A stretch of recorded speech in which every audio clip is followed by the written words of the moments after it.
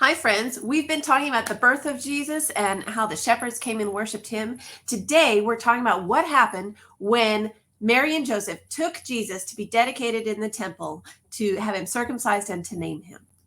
Hi, friends. I'm Miss Nancy Ruth. And I'm Mr. Roger. We want to see kids living for Jesus. This is really exciting. There's some really cool stuff in here. So, according to the Jewish law, when a baby is 8 days old, they take him to, especially a boy, they take him to the temple and they do some special sacrifices.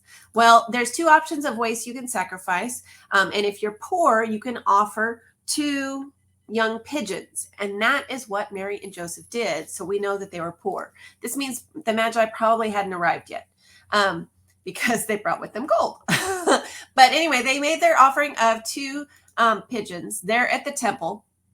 And they were there among a big crowd of people. They probably weren't the only parents there dedicating their child and naming him Jesus. He was the only one being named Jesus because the angel said so. But there were other parents doing similar things. But something special happened. See, it says that there was a man in Jerusalem whose name was Simeon. And he was righteous and devout, and he was waiting for the consolation of Israel. So he was waiting for the promised Messiah. That's what he was waiting for. And the Holy Spirit directed him and told him to go to the temple at that exact time. So he was there right when Mary and Joseph were dedicating baby Jesus. Well, this is exciting because he went right up to the parents. Oh, I forgot. So he'd been waiting for this promised Messiah for a long time, and he'd been looking for it, and he was old now, but he had been looking and looking. And we find out in a little bit that God had promised him to be able to see this child before he died. Well, he was still waiting and waiting. And then this day, the Holy Spirit prompted him to be at the temple. So he's there at the temple.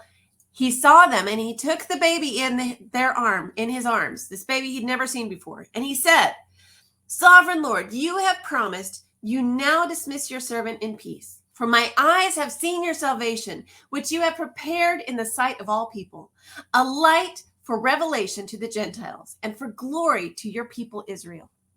Can you imagine being at the temple that day and seeing this and knowing the reputation of Simeon and hearing what he said? And he went on and worshiped God. And his parents were like, "What?" In fact, it says that the child's father and mother marveled at what was said about him. I don't blame them. This is weird. But they knew this was a special baby, and they're finding out just how special this baby really is. So then Simeon goes on to bless the child. And he says, "This child is destined to cause the falling and rising of many in Israel, and to be a sign that will be spoken against, so that the thoughts of many hearts will be revealed, and a sword will pierce your own soul too, Mother Mary." Wow. Can you imagine? He had waited all this time and found the child that God had promised. And God gave him these prophecies to tell about this child, Jesus. The Holy Spirit spoke through him in these things. That wasn't the end of it. There was an old lady who lived there who was a prophetess, Anna. And it says she was very old and had lived with her husband for 7 years. They usually got married pretty young, like a young teenager, mid-teenager thing. And she'd lived with her husband for 7 years and then he died. She'd spent the rest of her life in the temple.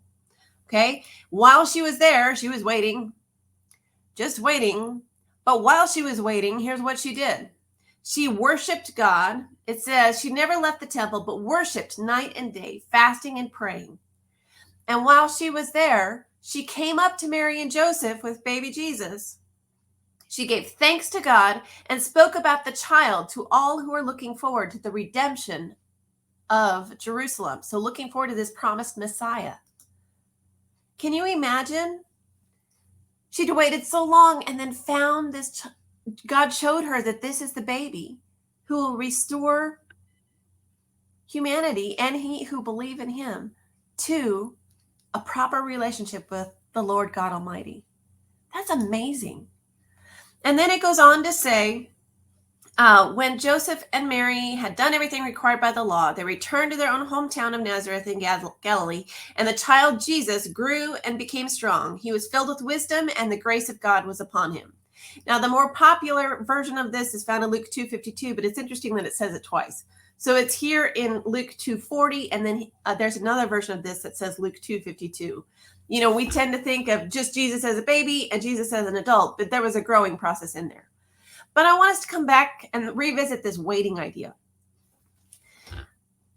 Simeon and Anna both waited a long time for God to fulfill his promise, but they weren't the only ones.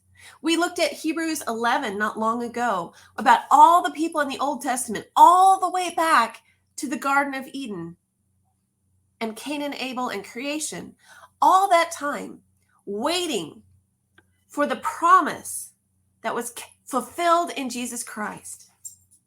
But in the process of that waiting, there were things to do. There were ways to serve the Lord and live for him. Now, God has given us another promise. Jesus is coming back. He's coming back and he will make all things new. The old will be gone. All crying and pain and suffering will all be gone. And we will be able to live with God and glorify him forever. But while we're waiting, we don't just sit around. He's given us some things to do. Now, sometimes it feels like a really long time. And that's where verses like 2 Peter 3:8-9 come in. It says, "But do not forget this one thing, dear friends. With the Lord, a day is like 1,000 years, and 1,000 years are like a day. The Lord is not slow in keeping his promise, as some understand slowness. Instead, he is patient with you, not wanting anyone to perish, but everyone to come to repentance." I don't know about you, but when I'm waiting for God to fulfill his promise, it's hard to wait because I think I need it right now. Come on, it's better to do it right now. That's not always the case. That's where this verse comes in, Isaiah 55:9. "For my thoughts," God speaking, "for my thoughts are not your thoughts, neither are your ways my ways, declares the Lord." See, God's timing is perfect. And he wants the best for us. He loves us and wants the best for us.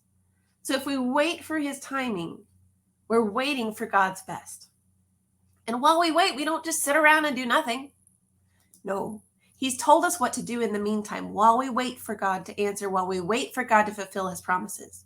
We tell people about Jesus Christ and we show God's love to others. That's what we do while we wait. If you would like an email family Bible study that goes along with these Sunday children's sermons, click the QR code, or you can click the link below to join the E-team and you'll get those. Make sure you also check out this video about Hebrews 11 and all the people who waited. You also might like this video. I'll see you next time, friends. Thanks for joining me.